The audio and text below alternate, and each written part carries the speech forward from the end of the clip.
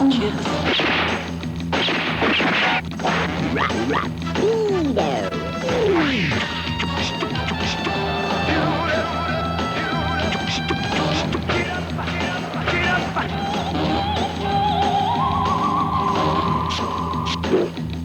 Rapido.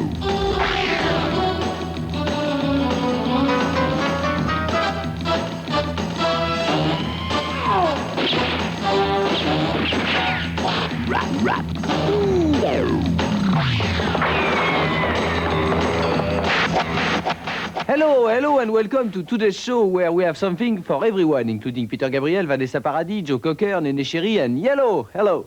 Let's begin with Peter Gabriel, who brought us to his studio in Bath. Bath being one of the hardest words for a French person to say, right up there with the and Margaret Thatcher.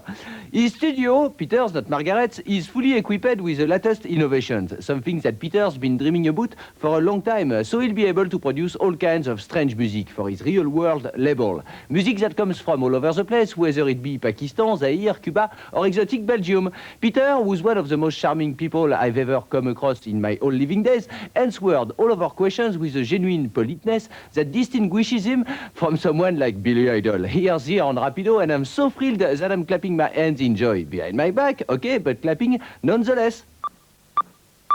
Hi there. I'm on my way, I'm making it.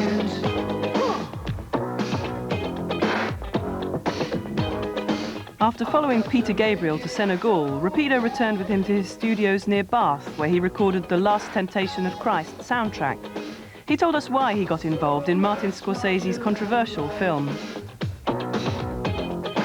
I'm not motivated in quite the same way as Marty is, but I do feel that the story and the teachings of Christ have a lot of power.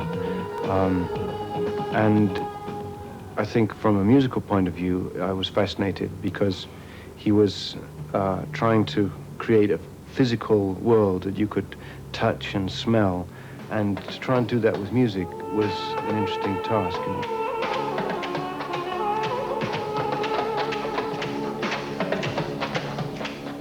Peter has recently released Passion, an album of his music for Last Temptation. The film, of course, aroused strong passion. At the end of the day, I don't think one person lost their faith as a result of the film. I know many people who found faith as a result of the film, and many people who weren't interested in religion or Christianity, who really started looking in their own lives and examining spirituality for themselves because of the struggle being portrayed so intensely.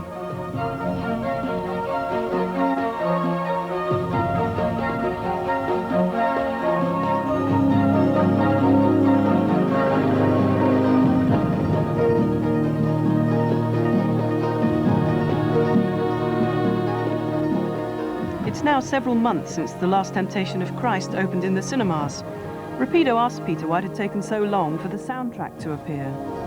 I mean, I think I've got some of my best work on this record, so it's something that I wanted to be taken as my album, not just as a soundtrack that gets sort of put out with the film. I mean, I spent several months after the film was finished working on the album and on some tracks which didn't end up getting used in the film.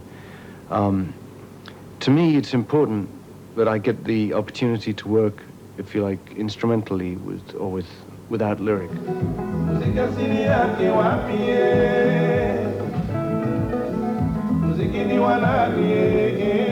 With the simultaneous release of 5 albums, Peter has launched his new Real World label in a big way. Here he's producing Remy Ongaza, a singer from Zaire.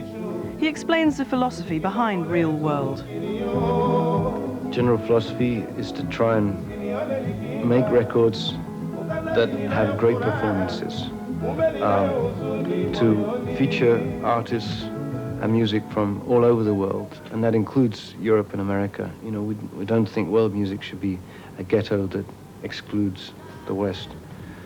To try and integrate different types of music and see what hybrids bring fruit. Going up and down, all around the bend. You could have a car, bumping. It's a music that never ends. I wanna be sledgehammer.